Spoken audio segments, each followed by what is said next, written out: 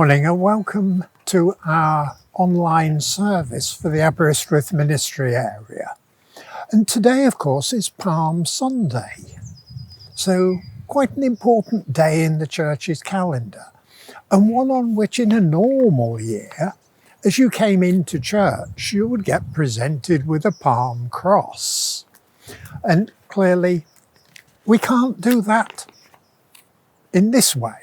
But if anyone particularly wants one, if they get in touch with our church office and provide an address, we can actually post them out to you. So before we move on to the rest of the service, a couple of notices. We're coming up to Holy Week, and the tradition in our ministry area is to have a service each evening during Holy Week, apart from Good Friday. And we are sticking with that tradition, but because of the restrictions, the services will in fact be online. And the details can be found on the church website or social media pages, but the services are at 7 p.m. And the speaker will be an ex-vicar from our parish who has spent the last few years further south in the diocese. Then the Thursday service is a united service for the whole of the town, not just the Anglican churches.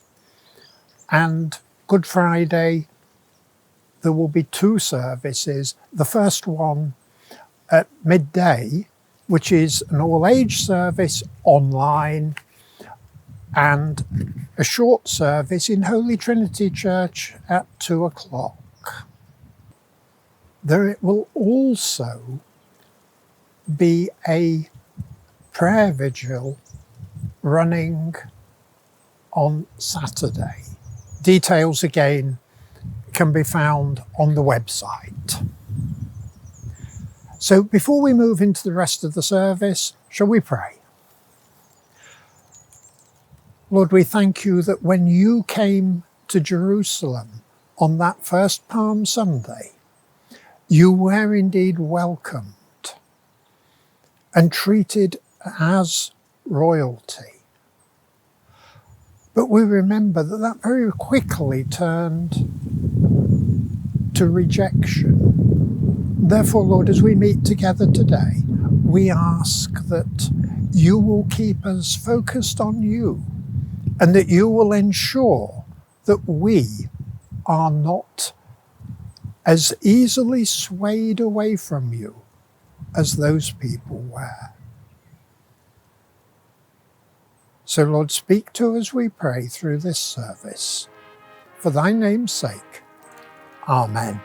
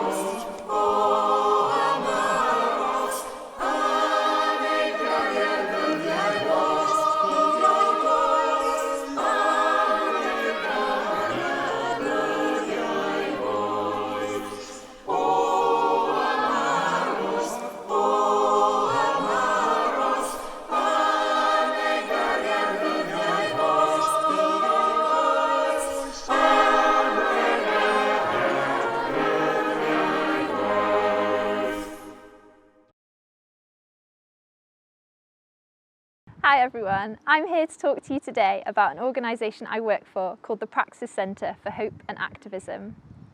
I've worked for Praxis since last May, and we exist to help people put their faith into action. We know that Jesus is about bringing hope and transformation. Praxis is about helping you find your role in bringing hope and transformation.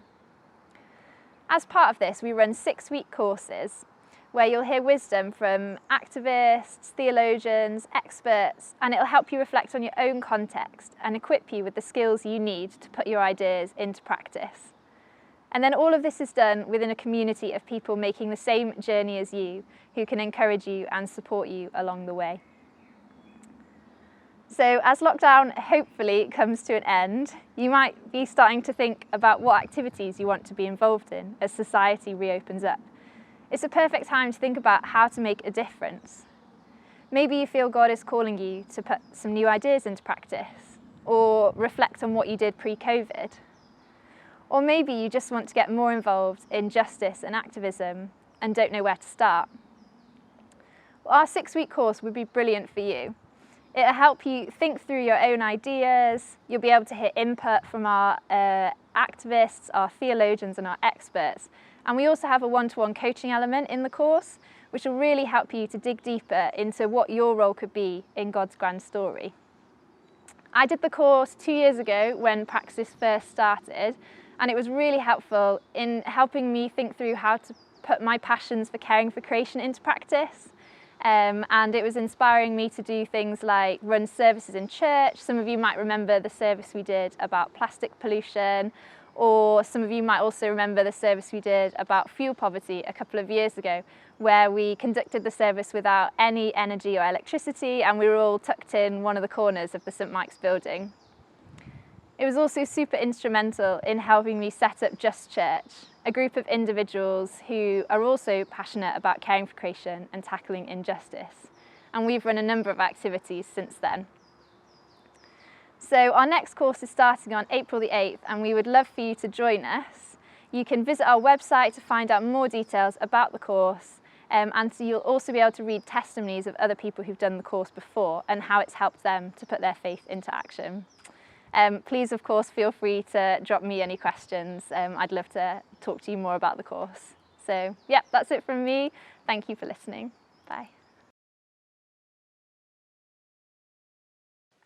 Hi friends, missing you, hope you're staying safe. Hello lovely people. Sorry Kai, hi friends. Paul. So today is the day we remember Palm Sunday, the day when Jesus rode into Jerusalem on the back of a donkey.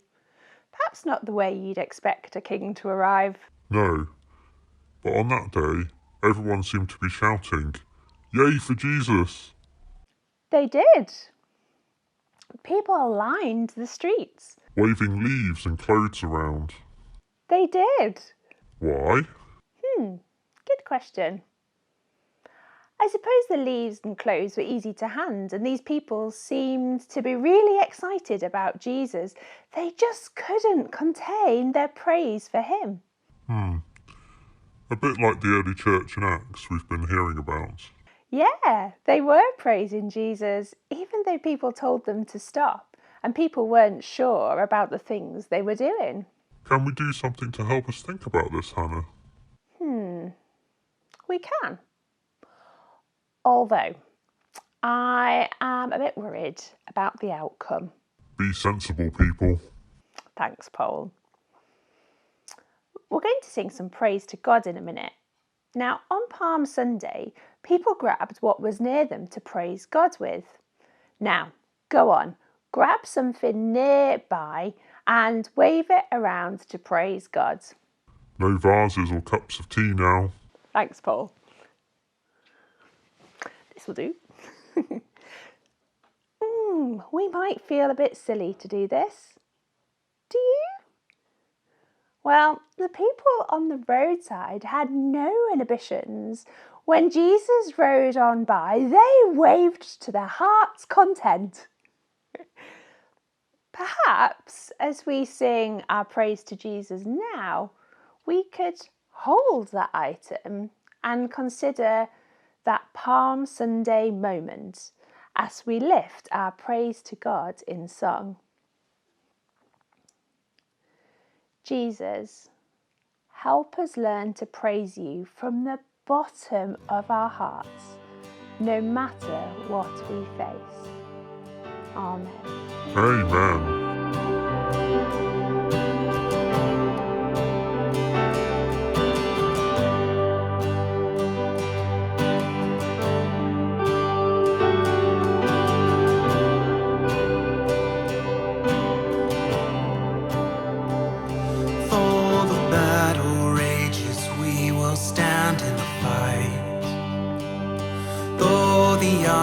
Rise up against us on all sides. We will not be shaken. We will not be shaken. We will not be shaken.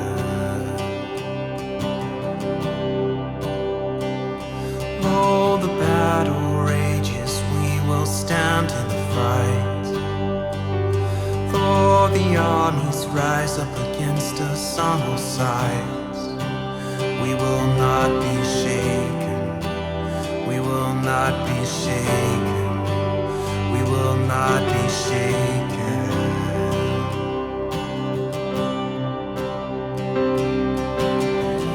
For in the hour of our darkest day, we will not tremble. We won't be afraid. Hope is rising like the light of dawn. Our God is for us, He has overcome.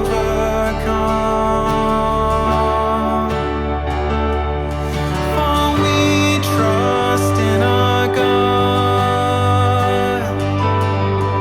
and through His unfailing love, we will not be shaken. We will not be shaken. We will not be shaken.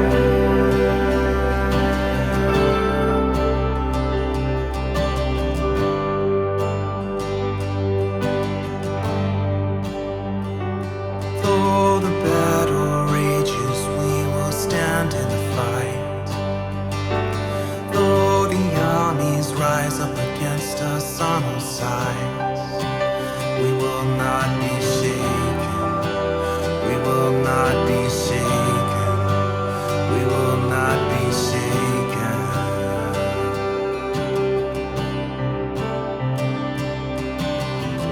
For in the hour of our darkest day, we will not tremble. We won't be afraid. Hope is rising like the light of dawn. Our God is for us, He has overcome.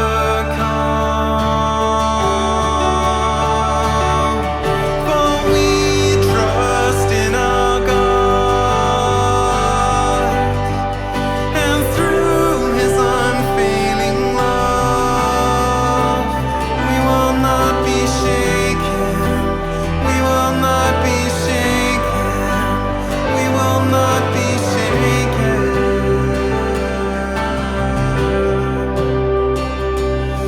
For we trust in our God, and through His unfailing love, we will not be shaken. We will not be shaken. We will not be shaken.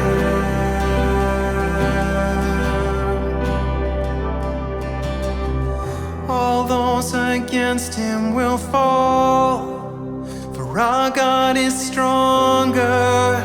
He can do all things. No higher name we can call, for Jesus is greater. He can do all things. All those against Him will fall, for our God is stronger. He can do all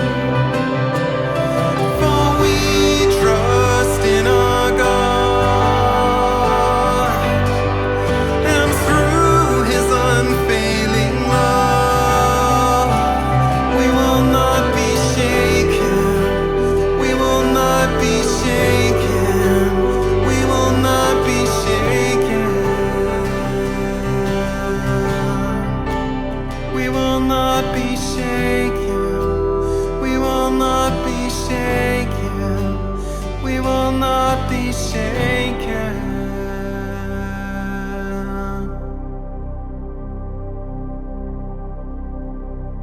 When Jesus was asked which was the greatest commandment, he told people that it was to love the Lord your God with all your heart, your soul, and your mind, and that there was a second one that was like it, to love your neighbour as yourself.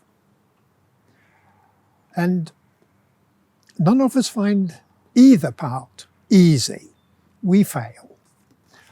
And therefore we should come before God and confess our failures to him.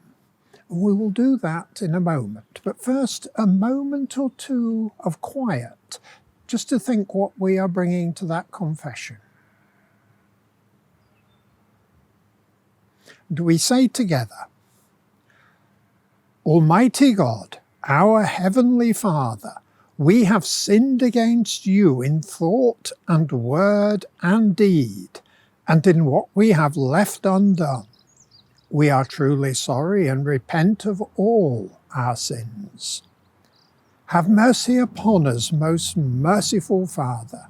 Forgive us all that is past, and grant that we may ever hereafter serve and please thee in newness of life, to the honour of your name, through Jesus Christ our Lord. Amen. Byddi ddiwantad y gymododd y byd agef a'i hyn, trwy ein haglwydd Iesu Grist, ac sy'n maddau pecodau pawb sy'n wirediferiol, faddau I ni a'n gwared oddi wrth ein holl becodau, a roddi I ni ras y nerth yr ysbryd glan. Amen.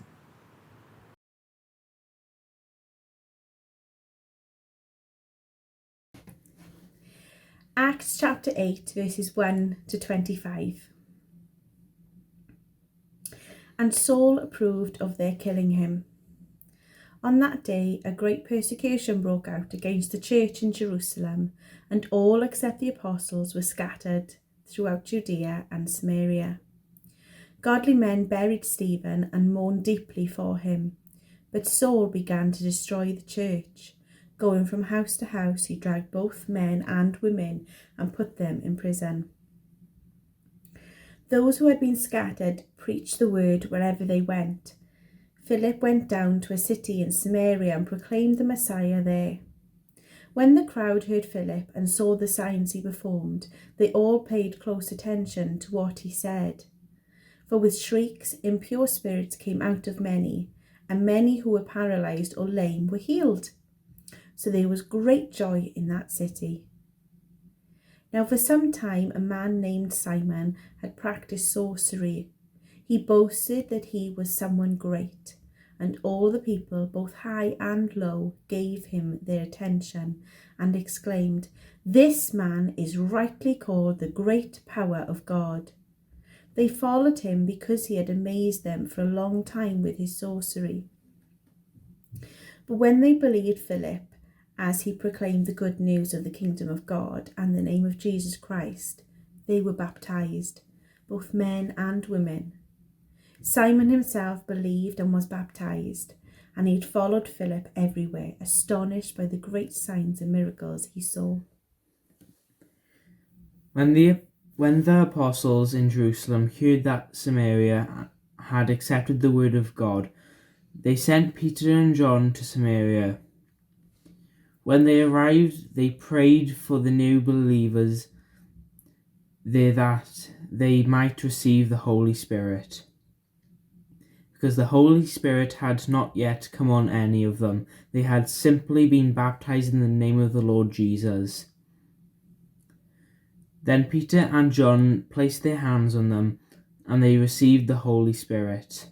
When Simon saw that the Spirit was given at the laying on the apostles' hands, he offered them money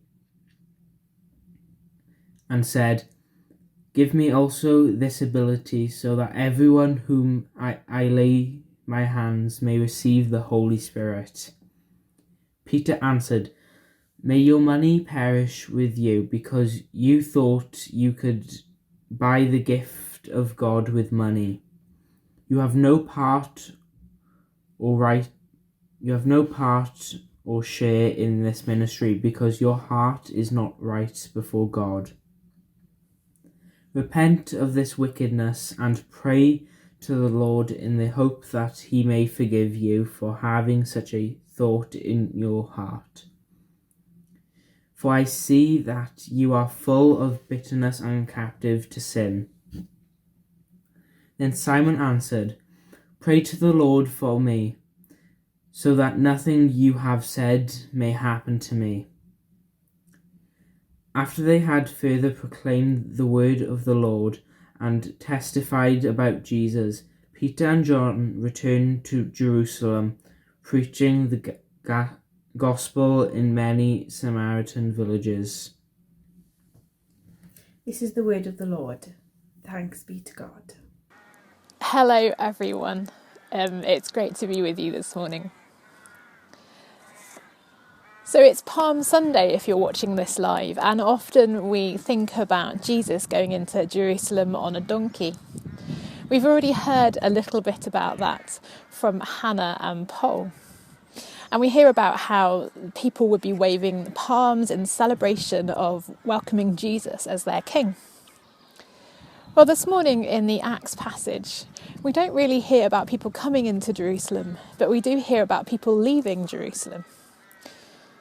And last week we heard a bit about how the Christians were beginning to be persecuted, how the authorities had Stephen stoned. The church was beginning to be persecuted, and presumably the authorities were trying to stamp out this thing that we know as Christianity. But God had other plans.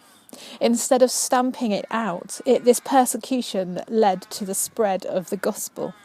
And that's what we're going to be thinking about and looking at this morning. So some of us, me included, if you're watching this live, will be finishing off our student weekend away as this airs. And we've been looking at the Holy Spirit and how we can have more of the Holy Spirit in our lives. And as a consequence of that, and a consequence of a conversation we had a few weeks ago, each person on that weekend away has got postcards that look like this. And this is quite relevant for this morning, because part of our passage looks at how this verse that's on this postcard from Acts 1 verse 8 is starting to be fulfilled. So Acts 1 and verse 8 is, "You will receive power when the Holy Spirit has come upon you, and you will be my witnesses." And it talks about in Judea and Samaria and to the ends of the earth. So we'll look a little bit at how this has been starting to be fulfilled. But first, let's pray. Heavenly Father, thank you so much that we have your word. Thank you so much that we can learn from it together. And Lord, would you help us to have an attitude of worship? Just like those people in the first Palm Sunday, as we now call it. Lord, as we look at your word, would you help us to always have an attitude of worship, an attitude where we want to learn more of you and be more open to your Holy Spirit. So we pray that now as we look together at this passage. Would you help us through your Holy Spirit? Amen. So we're going to be looking at some different attitudes. And when I looked up attitude in the dictionary, well, I googled a dictionary, and I got these two different definitions. One was uncooperative behaviour, and I think we're all aware of when people talk about, oh, they've got an attitude. It's not really necessarily a positive thing. And the second definition was a settled way of thinking or feeling about something. I think sometimes attitude can be summed up as our outlook in some ways. As what is our attitude towards X? What type of attitude do we have? And we see positive attitudes and negative attitudes. And in this passage, we see both types. So let's look together. Our first attitude that we can see is an attitude of hostility. And I'm not actually talking about the persecution, but I'm talking about the fact that the Jewish Christians who'd been in Jerusalem had been scattered through this persecution, and this led them to Samaria. And as those of you who are familiar with different parts of the New Testament, Samaritans and Samaria, well, there's a bit of hostility between them and the Jewish Jews. The Samaritans weren't Gentiles; they were also Jews, but the Jerusalem Jews regarded them as not really proper. They were viewed with suspicion. They were on the fringes. They were possibly even viewed sometimes as enemies. And so we see that actually the Jewish Jews, the Jewish Christians who had accepted Jesus and the good news, were going out into potentially hostile territory, but with an attitude of openness. An attitude of openness that led Philip to preach the good news to that people group that he might have viewed with suspicion. And that they, as the Samaritans, are quite likely to have viewed those Christians who were coming to preach the good news to them with an air of hostility. It wasn't necessarily going to be a comfortable situation.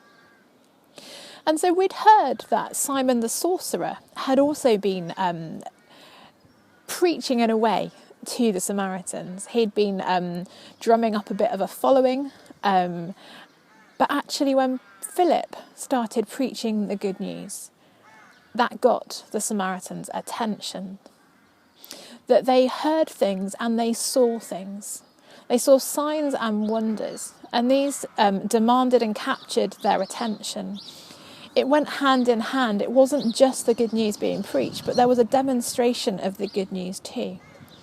There was this confirmation that what Philip was saying was bona fide, it was real truth, it was seen with practical action. And that there was great joy going on because of this. And what's really interesting is that when the Samaritans had heard this, the message that Simon the sorcerer was telling them, they'd heard it, and I think we hear that they believed it. We're not really sure what he was preaching to them.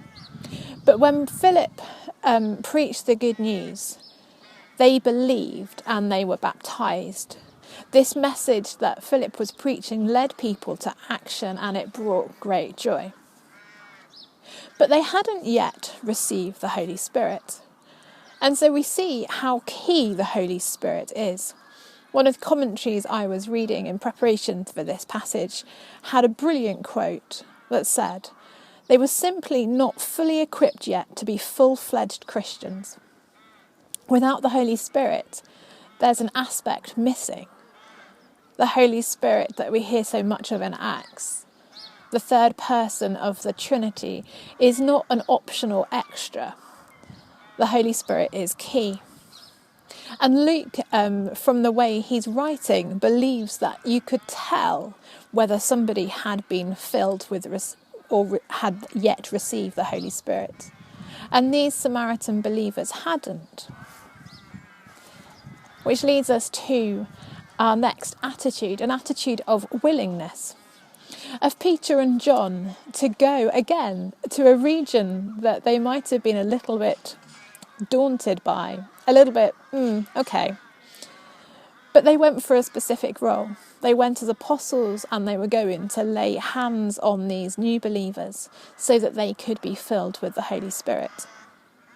They were working alongside Philip, and you see willingness from the three of them, that Philip had a different role to play from Peter and John. There wasn't a competition that they all wanted the same role. There was no mention that Philip wanted to lay hands on them and then be filled with the Holy Spirit.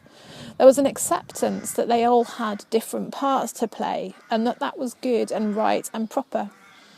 And we see that throughout the New Testament in different places. You see at the beginning of Romans about how we are the body of Christ, that we all have a different function to play, but actually There isn't completeness unless we all have those different functions. And there's another key thing that happened by the Jerusalem believers coming to Samaria and laying on hands so that these new believers could be filled with the Holy Spirit. And that brought a sense of unity. They were united by the Holy Spirit, and that there was not this hostility potentially, there was not any competition, there was not, they're sort of not one of us, that there was complete unity implied as a body of believers. Philip started the process, Peter and John brought it to conclusion, and of course none of this was possible without God. They weren't trying to do this in their own power, they weren't doing this for their own glory. They were playing their part within God's plan, all dependent on God. And this was an example of how the process of salvation worked in this particular instance. But we see in different places in the Bible that sometimes the Holy Spirit comes immediately as people are baptised. Sometimes people are baptised having already received the Spirit and have already made a decision and it's a confirmation. And I think we see from this that there's not a specific format that has to be followed in every single instance. Its difference is okay, but there is a decision made, there is a commitment made, and the Holy Spirit is filling them. And then we get to a bit more about Simon the sorcerer. And he had a particularly sinful and unrepentant attitude. He was showing that he had an attitude of power and greed, generally not good things. So he wanted to be able to lay hands on people and have people filled with the Holy Spirit. But he wasn't wanting this because he wanted people to be filled with the Holy Spirit. He was wanting what he could get out of the situation. He had wrong motives, and his heart was not right before God. And it's difficult, isn't it? Because sometimes there are different ways that we engage with the Holy Spirit. Sometimes we might really want the Holy Spirit to do something for us, or to speak to us, or to touch us in a particular way. I remember hearing a story about some teenagers who had all gone to be prayed for, and two of the teenagers had been slain in the Spirit. They'd fallen over as a response to what God was doing in their lives through his Holy Spirit. And the third one looked and saw his friends had been overcome in this way and fell to the floor. And probably that wasn't as a response of what God was doing, but this teen really, really wanted an act of God in their life. And so that might have been a little bit misguided, but it's not what we're talking about here. And so I think we need to be careful that, we can really want the Holy Spirit to work, and we can really want more of the Holy Spirit, and that's absolutely great, and that is brilliant, and it's key. But if people want the Holy Spirit because of the power they can exert over other people, then that's something to be repented from, and that's what we're seeing here. And Peter and John's response to Simon the sorcerer when he asks if he can buy this gift is really clear that it's unacceptable. It's rejecting the notion that the Holy Spirit can or would ever be bought and brought under human control. The Holy Spirit is given to us as a gift of God, and God controls the way in which the Holy Spirit acts in our lives. But despite Simon's attitude, he is given the chance to repent. We don't see the outcome of that in this passage. And so often in life, we don't see the way that God finishes things, but we can trust that we leave things with God, and that Simon was given the chance to repent, and only God knows how that turned out. So as we break for a time of sung worship, let's just ponder and reflect on what we've been hearing, and then we'll come back together and think about our attitudes a bit more.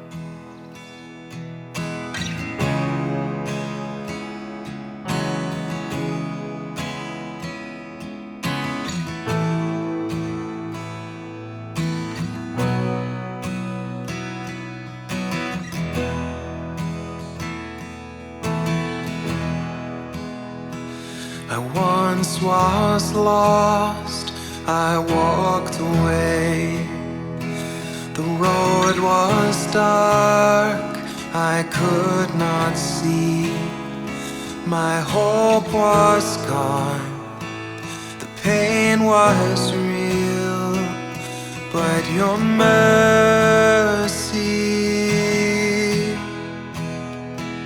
you saw my steps, you felt my fears, you heard my cry, you caught my tears. Arms open wide, you ran to me with your mercy.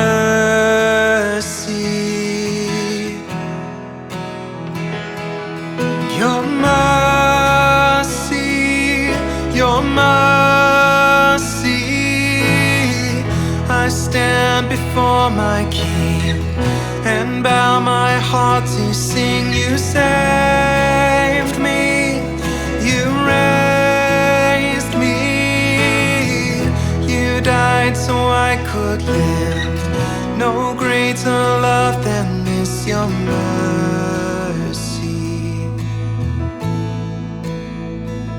You give me life beyond the grave.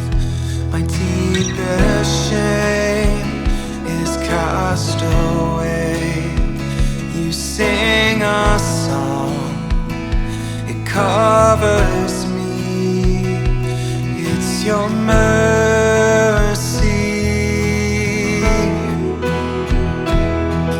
Your mercy, your mercy.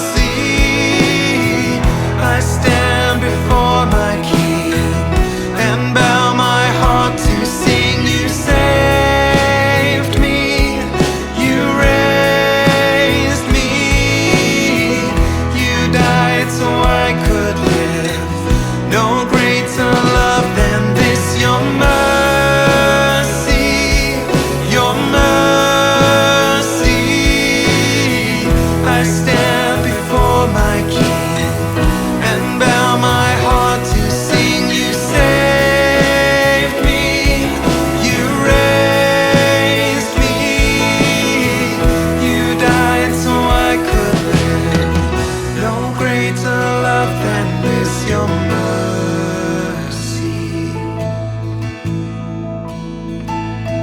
It's your mercy, so freely given, poured out for us at the cross.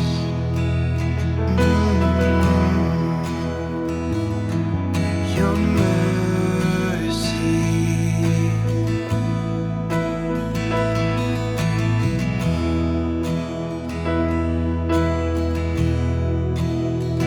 Lord, let your kindness lead us to repentance. Lord, let your kindness lead us to repentance. Your loving kindness leads me to repentance. Your loving kindness leads me to repentance. Your mercy, your mercy.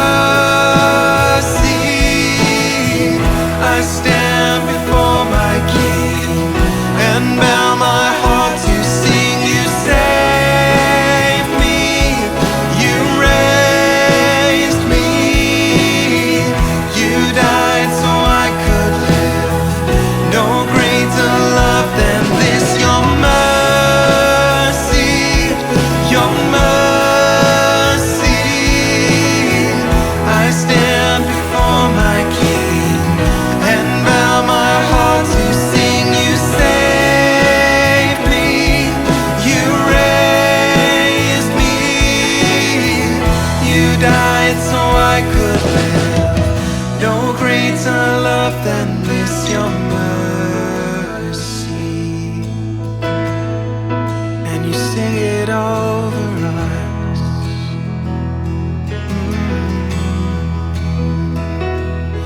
Your mercy, so freely given.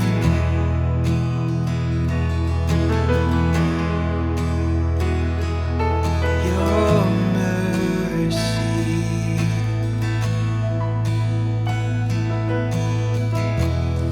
As we've been thinking about the attitudes that we've seen demonstrated in this passage from Acts, how are our attitudes at the moment? I'm going to go straight in there and ask the question of where do we have an attitude of hostility? Bear with me before you say, no, I don't. Because are there other groups of Christians, perhaps, who we see as being a bit fringe or a bit similar but different, and actually we're a bit suspicious of them? Do we have anybody who we might go so far as say that they are our enemies? And there are all sorts of different ways that we might have, to a greater or lesser extent, a hostile attitude. If the believers hadn't gone to Samaria, how things would be so different and how much would be lost in the process. So are there ways in which our hostility, whether it's little or big, can stop us and becoming a stumbling block for us? On the flip side of that is this attitude of openness. It could have been that Philip thought, oh, the Samaritans won't be interested. But how much they would have missed out on, how much Philip would have missed out on if he'd written them off. And yet he didn't. He had an attitude of openness. There's so much that we can learn from people who are different to us. When I was at theological college, we were in tutor groups for a time, and our tutor group was made up of people from vastly different Christian traditions. And if I'm honest, when I joined, I was a bit nervous of this.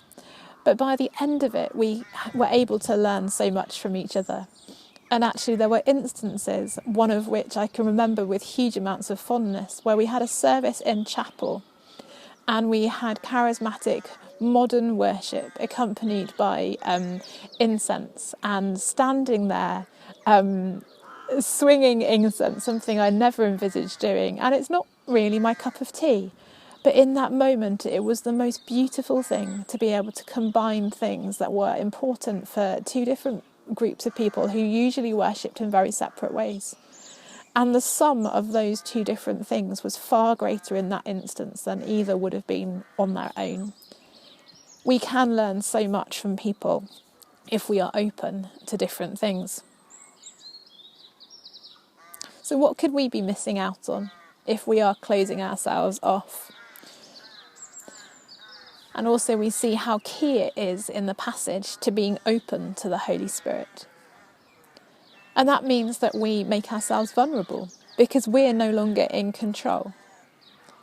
But God is such a gentle Father who cares so much about us that he's not going to do things that are going to be make us uncomfortable. It might be a bit different. But what I would encourage you is that if you have been daunted by the idea of being open to the Holy Spirit, that just perhaps even now, open your hands up and pray, come Lord Jesus, come Holy Spirit, and see what God wants to say to you. Because being open to the Holy Spirit means that we can be operating as fully fledged Christians in the way that our loving Heavenly Father wants us to be. Peter and John, in their willing attitude to fulfill a very specific role, that there wasn't the competition. And do we have an attitude of willingness to do what we're called to do? And perhaps the question before that is, do we know what God is calling us to do? And if the answer is no, then again, I'd suggest that just in the quiet, In the quiet of your heart, you ask God to show you through his Holy Spirit, through his word, what he is calling you to do. Whether that's a very specific role, whether that's something short-term, long-term, or in between. Knowing that you don't have to do it on your own, that the Holy Spirit equips us. And then we see this attitude of power and greed that Simon the sorcerer had. It's a hard one, isn't it? Because you read that passage, and I think the majority of us would look at it and read it and think, oh, that's not me. And let's be honest, we hope it's not. We don't want to identify with some of these more extreme negatives in the Bible. But sometimes it's really worth a long, hard look at our lives and looking in a more generalised way. Are there things in life where we are thirsty for power or for greed? Where we want to control things because we want them how it suits us best? We want things for our own benefit. Simon the sorcerer wanted something that was good.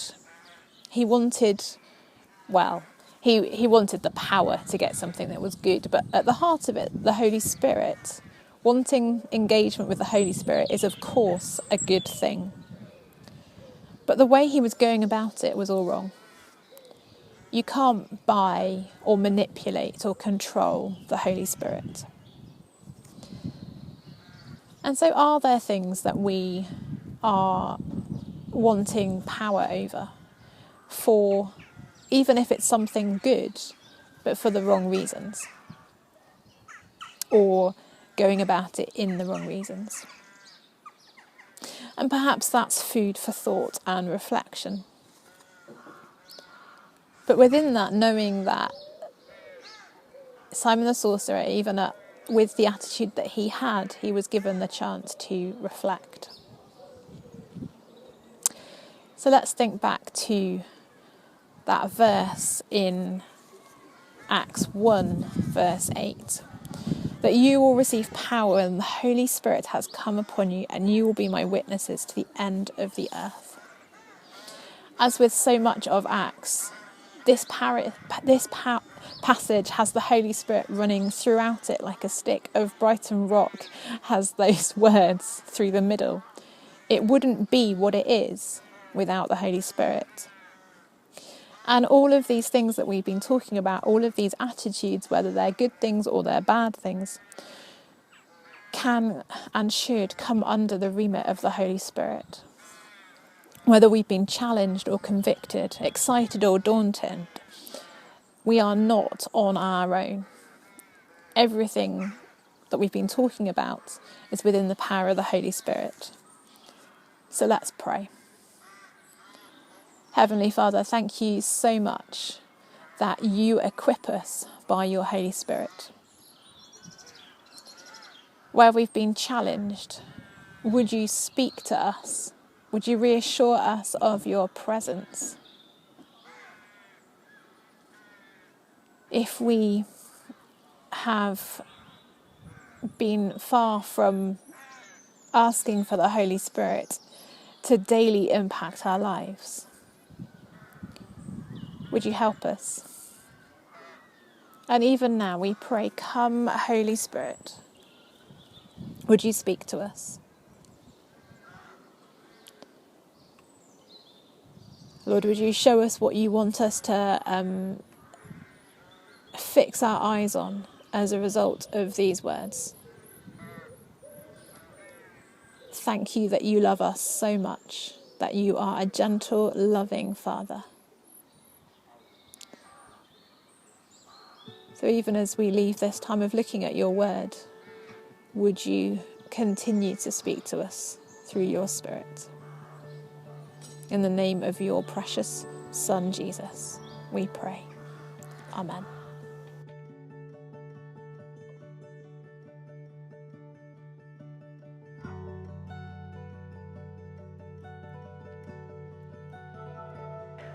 As we come to pray, almost a year ago in our services, we were talking about Samuel in the Bible and him putting an Ebenezer stone down. Since this week has been a year marker for us as a country, we're going to use this idea of Ebenezer in our praying. I'll end each prayer with, "In Jesus' name," and you say, "Amen." I'm also going to give you some space to pray your own prayers. This far, the Lord has helped us. Thank you, God, that you have been there with us in every twist and turn of life, and that we can praise you that you have helped us. Thank you, God, for providing what we need. Thank you for fresh air to breathe. Thank you for clothes. Thank you for food. More importantly, thank you for Jesus.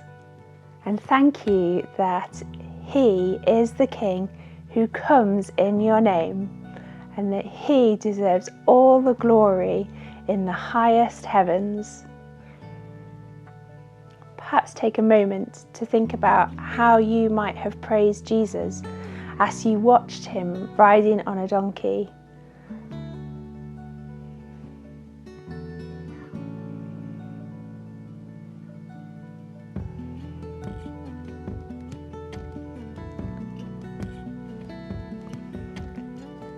In Jesus' name, Amen. This far, the Lord has helped us, even through a pandemic.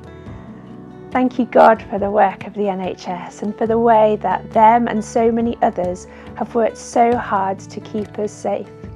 Please continue to give them strength. Thank you, God, for the provision of vaccines and those that are making sure they get administered. Pray, God, that the vaccine would be given fairly, and where there are injustices with delivery of the vaccine, please highlight them and give your people the opportunity to speak and act in justice and bring fairness to this world. God, we acknowledge that this year will have been especially hard for those who have been shielding and have lost loved ones. Please speak your love and comfort into their homes. Let's take a moment to bring our own COVID-related prayers to God.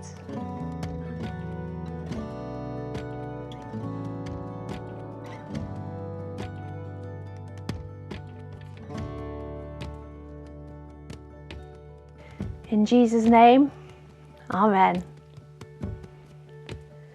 Thank you, God, that you have brought us this far.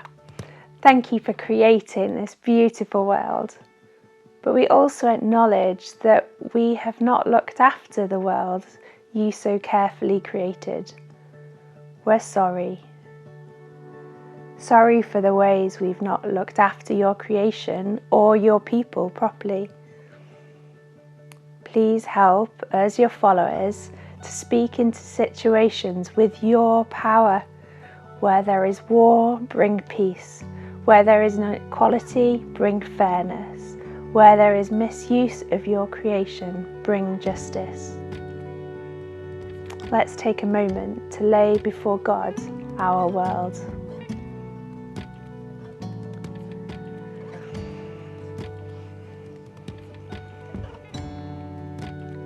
In Jesus' name, Amen.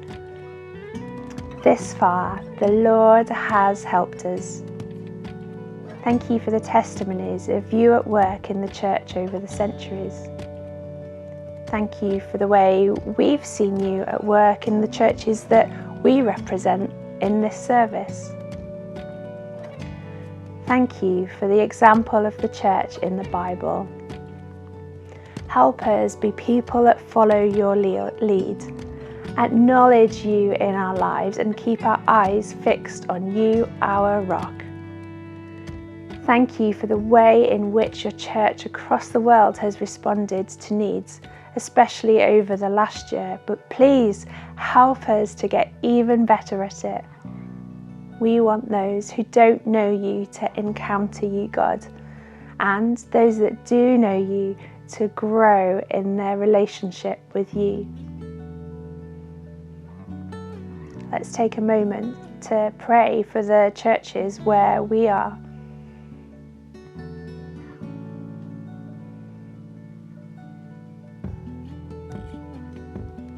In Jesus' name, Amen.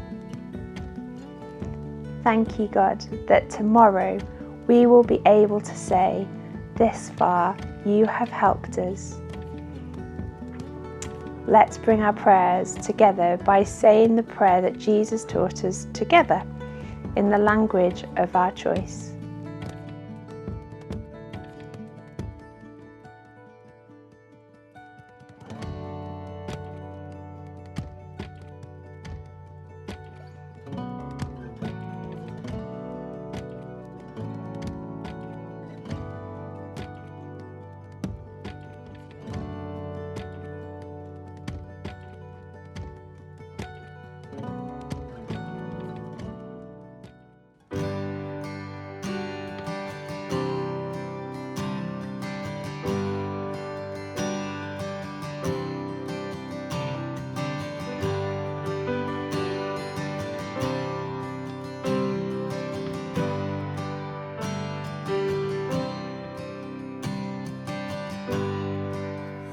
Are you hurting and broken within?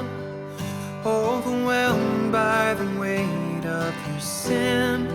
Jesus is calling.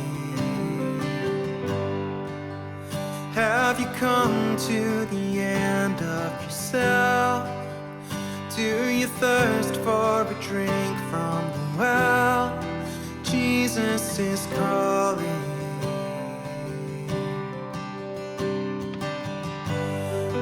Come to the altar, the Father's arms are open wide. Forgiveness was bought with the precious blood of Jesus Christ.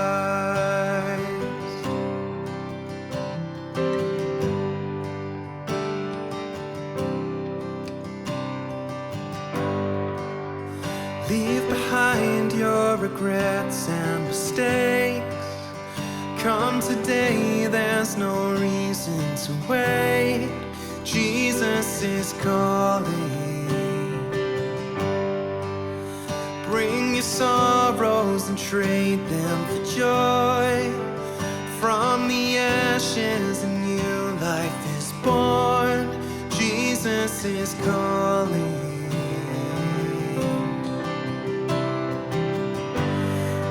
Come to the altar, the Father's arms are open wide. Forgiveness was bought with the precious blood of Jesus Christ.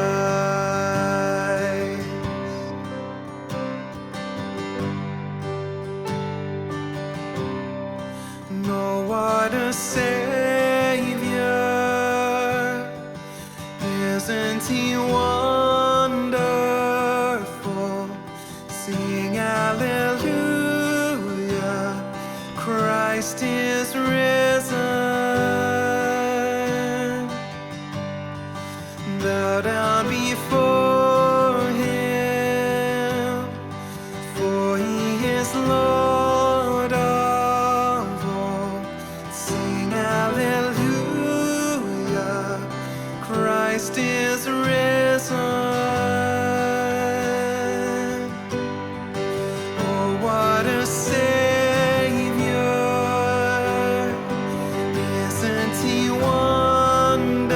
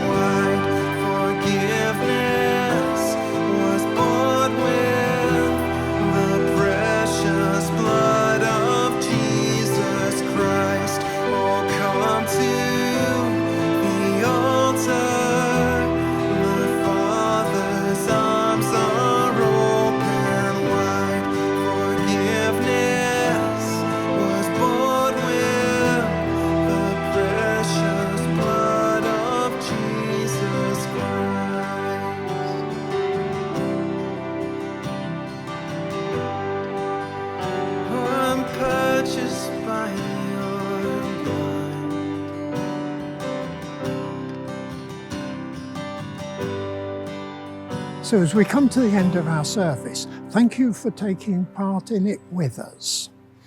If anything has been said that results in you wanting prayer ministry, or if there is anything else in your life about which you would appreciate prayer, that will be available for about the next half hour. Details how to get in touch with us for it should appear on the screen, but if it crops up later in the week, get in touch with the church and we can still pray during one of our prayer meetings or privately. Also, if you would like to help support the church financially, details of how to do so should again appear on the screen, will also be available on the website, and that does now include giving by text. So before we go our separate ways, shall we pray? Lord, we thank you that we know you have been with us during this service, but that as we go about our daily lives, you remain with us. And therefore, Lord, we ask that you will help us to be aware of your presence. Now may the grace of our Lord Jesus Christ, the love of God, and the fellowship of the Holy Spirit be with us all, evermore. Amen.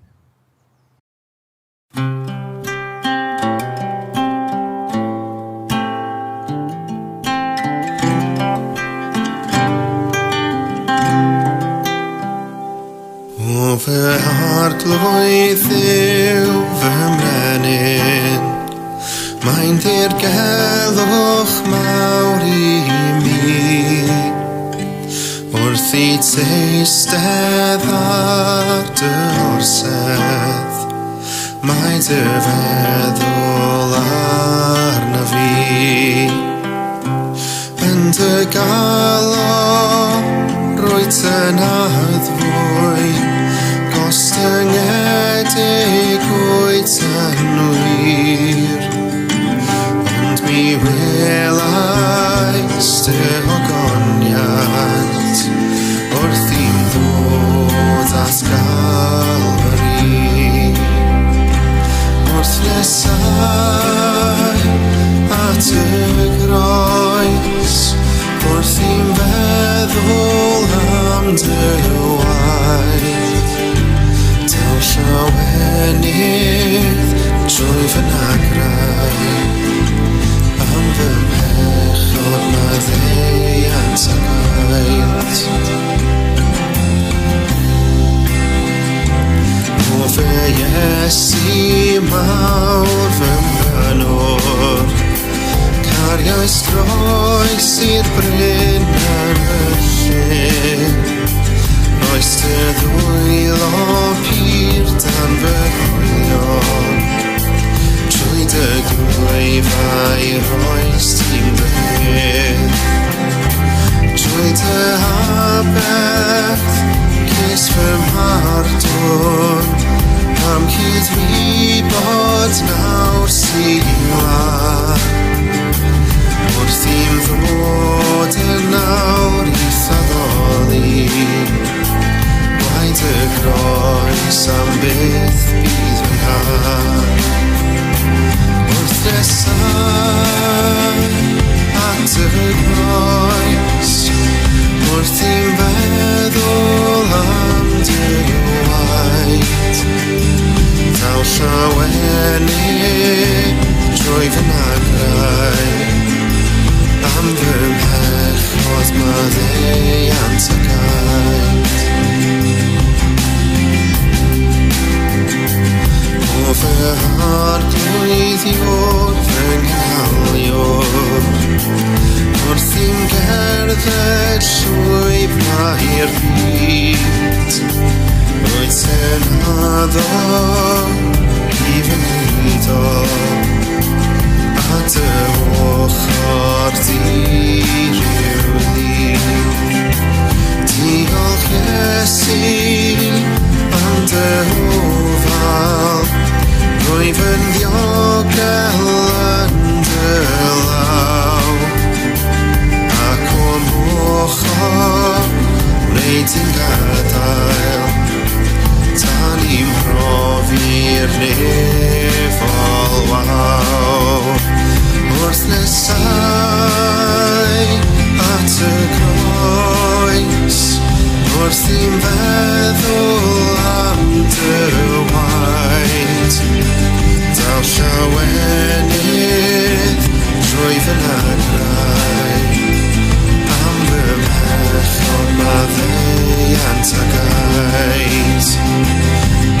croesau at y groes wrth i'w